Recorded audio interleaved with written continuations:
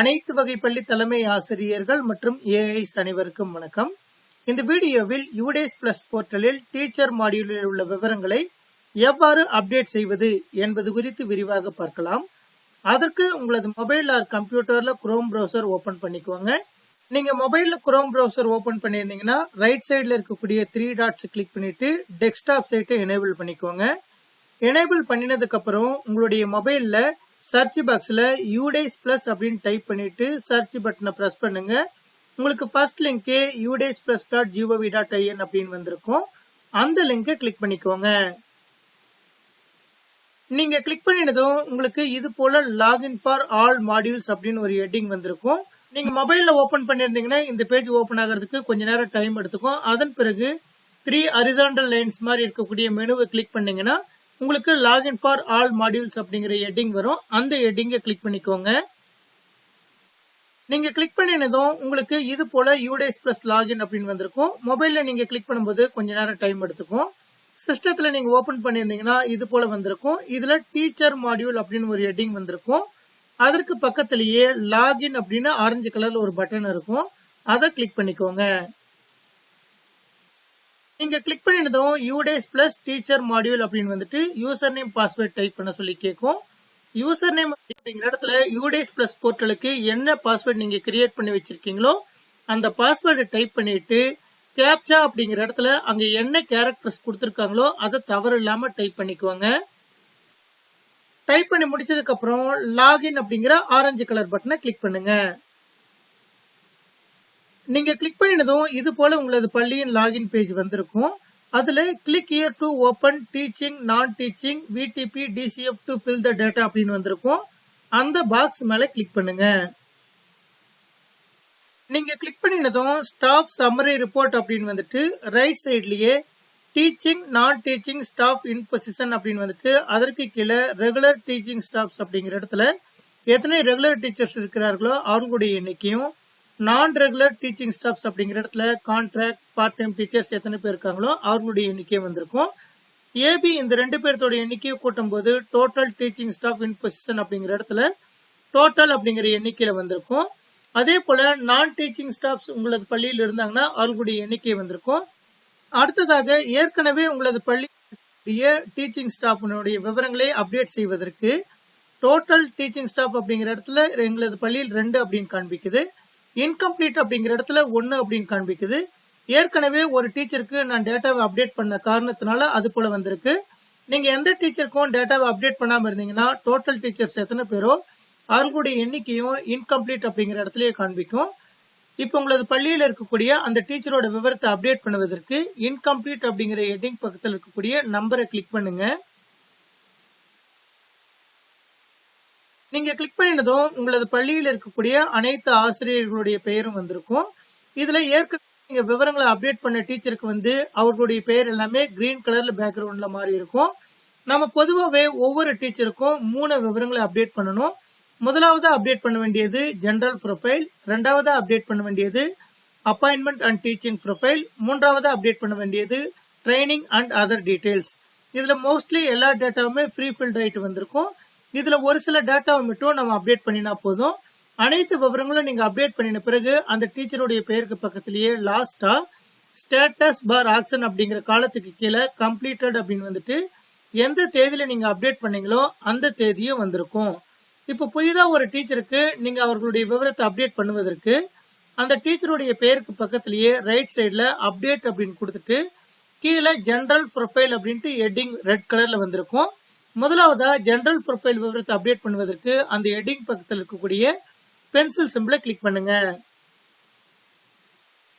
நீங்க கிளிக் பண்ணதும் general profile edit teaching staff அப்படின்னு வந்துட்டு அதற்கு கீழே அந்த ஆசிரியருடைய பெயர், அவருடைய டெசிக்னேஷன், அதே போல gender, date of birth, staff code of state அப்படின்னு வந்துட்டு அவருடைய எம்எஸ் நம்பர், அதே போல அவருடைய social category details, highest academic qualification, அதே போன்று degree, highest professional qualification, mobile number, email, இந்த விவரம் எல்லாமே வந்திருக்கும்.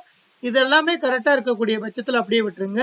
இதுல ஏதாவது ஒரு சில தகவல்கள் தவறாக இருக்கக்கூடிய பட்சத்துல அந்த பாக்ஸ் மேல வச்சு கிளிக் பண்ணிட்டு நீங்க அப்டேட் பண்ணிக்கலாம். அதே போல ஆதார் நம்பர் ஆஃப் ஸ்டாஃப் அப்படிங்கிற இடத்துல do you want to update Aadhaar number அப்படின்னு கேட்கும்.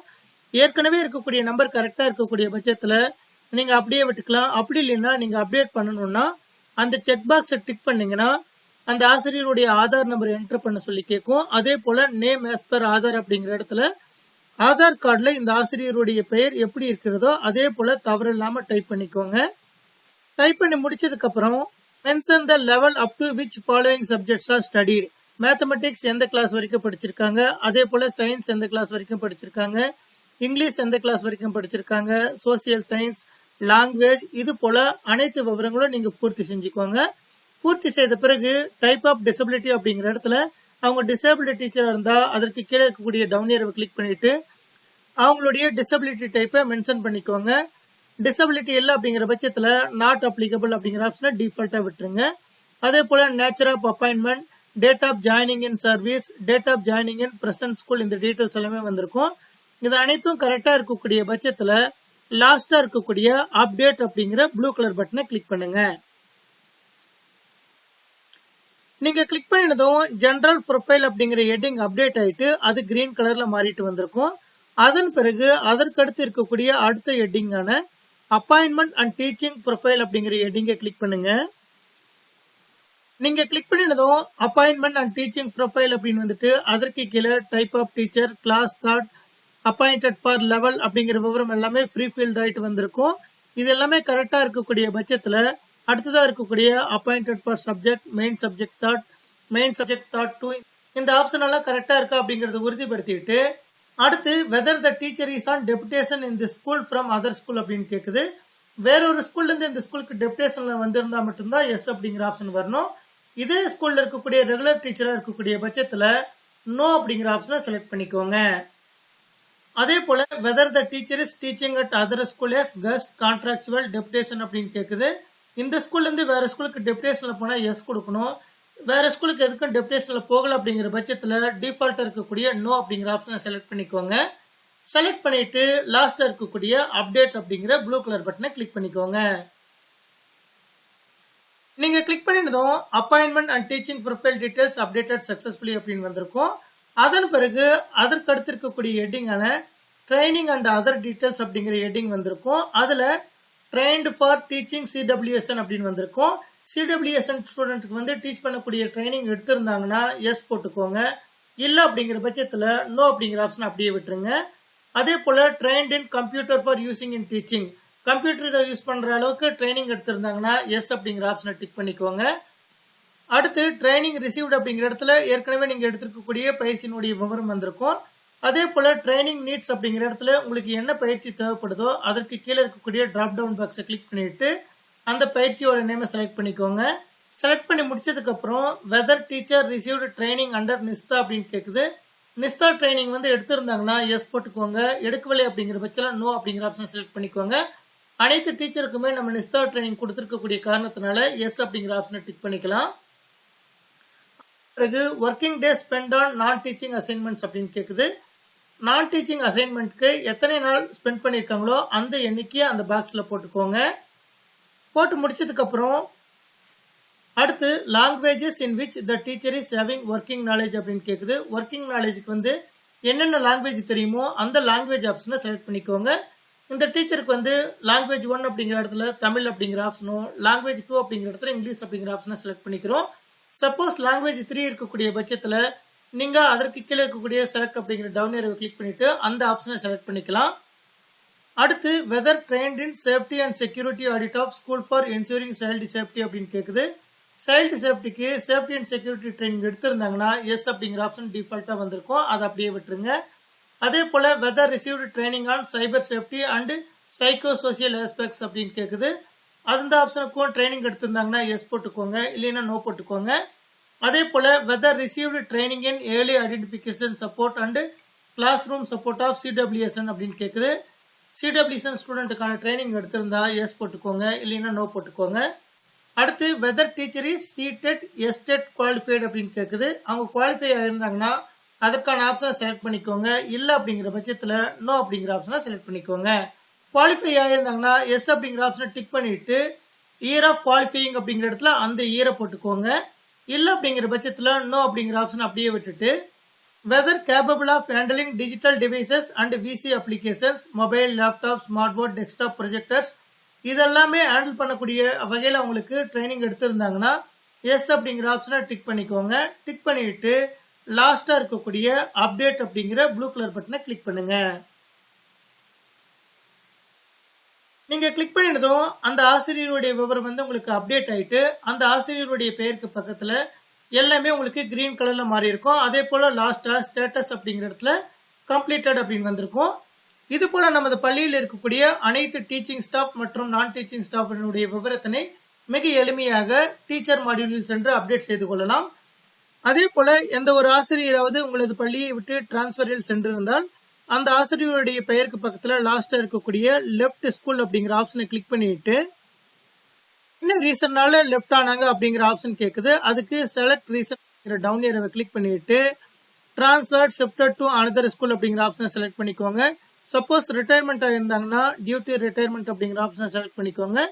இதுல எந்த ஆப்ஷன் சூட்டபிள் ஆகுதோ அந்த ஆப்ஷனை செலக்ட் பண்ணிட்டு ரிமார்க்ஸ் அப்படிங்கிற இடத்துல எந்த பள்ளிக்கு டிரான்ஸ்ஃபர்ல சென்றிருக்கிறார்களோ அந்த பள்ளியை செலக்ட் பண்ணிட்டு லாஸ்ட் டேட் இன் சர்வீஸ் ஸ்கூல் அப்படிங்கிற இடத்துல உங்களது பள்ளியில் லாஸ்ட் எந்த தேதியை விட்டு சென்றிருக்கிறார்களோ அந்த தேதியை டைப் பண்ணிட்டு லெஃப்ட் ஸ்கூல் அப்படிங்கிற ஆரஞ்சு கலர் பட்டனை கிளிக் பண்ணிக்கோங்க. கிளிக் பண்ணினதும் அந்த ஆசிரியருடைய பேர் டிராப் பாக்ஸுக்கு மூவ் ஆயிரும். அதே போல நீங்க அப்டேட் பண்ணி முடிச்சதுக்கு அப்புறம் இன்கம்ப்ளீட் அப்படிங்கிற இடத்துல அனைத்து ஆசிரியர்களுக்கும் நீங்க அப்டேட் பண்ணி முடிச்சிட்டீங்கன்னா 0 ஆகிறதுக்கு கொஞ்ச நேரம் டைம் எடுத்துக்கும். உடனே ஆகல அப்படிங்கிற பட்சத்துல நீங்க கவலைப்பட தேவையில்லை. நீங்க திரும்பவும் அந்த நம்பரை கிளிக் பண்ணும்போது எந்தெந்த ஆசிரியர்கள்லாம் நீங்க கம்ப்ளீட் பண்ணிருக்கீங்களோ அவர்களுடைய பேர் கிரீன் கலர்ல மாறிட்டு லாஸ்டா கம்ப்ளீட் அப்படின்னு வந்திருக்கும். அதே போல அனைத்து ஆசிரியருடைய விவரங்களையும் நீங்க அப்டேட் பண்ணி முடிச்ச பிறகு லாஸ்டா click here to mark complete அப்படின்னு ஒரு பட்டன் கொடுத்திருக்காங்க. தற்சமயம் ஓவரால் ஸ்டேட்டஸ் அப்படிங்கிற இடத்துல நாட் மார்க்டு கம்ப்ளீட்டட் அப்படின்னு வந்திருக்கு. உங்களது பள்ளியில் இருக்கக்கூடிய அனைத்து ஆசிரியர்களுடைய விவரங்களும் நீங்க கம்ப்ளீட்டா அப்டேட் பண்ணி முடிச்ச பிறகு click here to mark complete அப்படிங்கிற கிரீன் கலர் பட்டனை கிளிக் பண்ணுங்க. நீங்க கிளிக் பண்ணினதும் ஸ்கூல் கம்ப்ளீஷன் ஸ்டேட்டஸ் அப்படிங்கிற இடத்துல ரெகுலர் டீச்சிங் ஸ்டாஃப்ஸ் அப்படிங்கிற இடத்துல அவர்களுடைய எண்ணிக்கை வந்திருக்கு. அதே போல total teaching staff in position அப்படிங்கிற இடத்துல டோட்டல் அப்படின்னு 2 வந்திருக்கு. இந்த இடத்துல இன்கம்ப்ளீட் அப்படிங்கிற இடத்துல 0 வந்திருக்கு. ஏனெனில் இந்த பள்ளியில் இருக்கக்கூடிய அனைத்து ஆசிரியர்களுடைய ப்ரொஃபைல் விவரங்களை அப்டேட் பண்ணி இருக்கக்கூடிய காரணத்தினால இன்கம்ப்ளீட் அப்படிங்கிற இடத்துல 0 அப்படின்னு வந்திருக்கு.